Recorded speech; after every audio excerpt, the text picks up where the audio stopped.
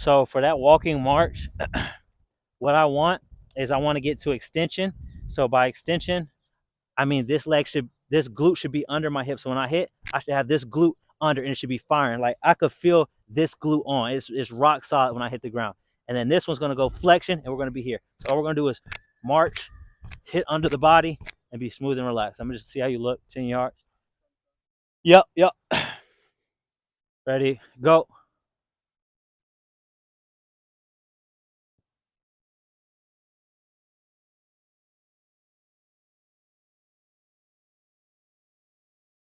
Right. All right, good. Take your time and walk it back. Make sure we get at least 3 deep breaths. It's not bad.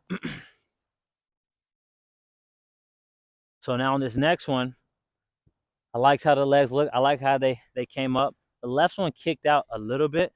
It's not the end of the world, but now I want to see if we can find those same positions and now being able to control it on the way down with a little bit more tempo. So now, hold up, we're going to be here, right? You see that? Almost looks like a machine. But let me see you pick this left leg up real quick. Yep, good, right here, and then control it back down. Good. All right, pick it up again. Same left leg. Yeah. So you didn't pick that left leg like that every time. Last time it was out here. Yeah. This time I like it right there. All right. And then we'll bring it down. All right, relax, relax, relax. So let's go 2 deep breaths because I want quality over just going through the motions.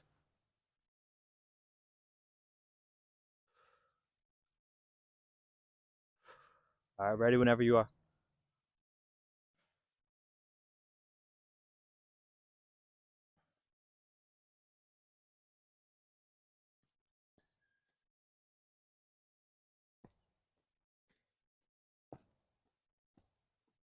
Not bad. And relax. So walk it back. Not bad. And when he holds it right here, the left leg and kick out, when he get going, it kicks out a little bit. Which like I said, it's not the end of the world, but and you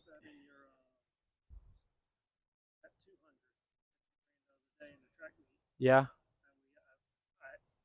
Usually there's nowhere good to film, but I had him coming straight. Yeah. And he noticed that his left foot was getting a little. Remember? You gotta show me the video. You gotta show me the video. Yeah, like when it was hitting the ground, it was getting turned out.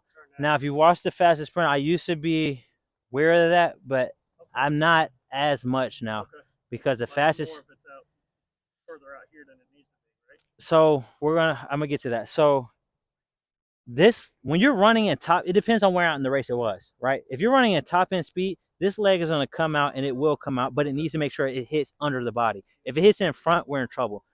What I'm really talking about is an acceleration mechanics right now, because if I'm accelerating, right, and I'm going, and this leg comes out and it lands here, if it lands in front of the body, that's a braking force, right? So if that shank extends and it hits in the ground, I'm braking, which means I'm decelerating while trying to accelerate. So if it hits here, now I have to wait. It has to land. It has to roll before I can then push again, rather than if I stayed here, right? So really it'll be here and here.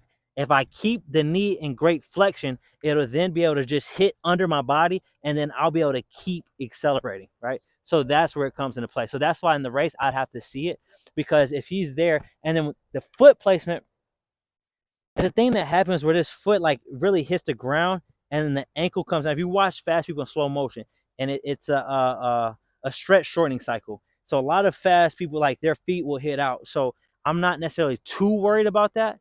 If I see it and I find it causing inefficiency, but that's good that you notice it. That means you're paying attention to what he's got going on.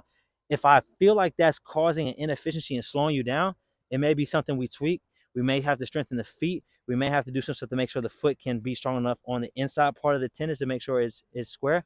But right now, I think he's fine. The fastest guy in the world in acceleration is Christian Coleman. If you watch him run, his feet land out the whole time, right? He gets caught in top end sometimes because he's not as efficient, but he's still running world-class speeds. So it's not the end of the world. Everybody's body is a little bit different. So I'm not trying to like say that there's one size shape that fits all, but what I do know is physics is physics. And if the leg lands in front, that's a braking force.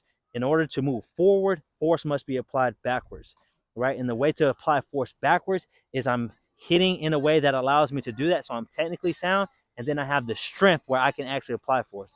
But the person with the most force is not always the fastest if he doesn't orient it horizontally, right? So now we're going to do the same drill.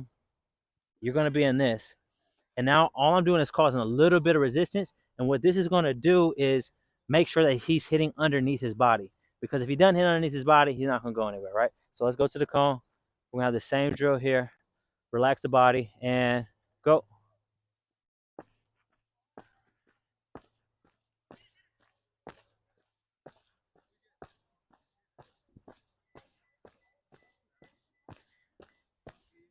And relax. Good. Good. I see that shank didn't really cast out as much. I couldn't really see it, but I could tell based off the rhythm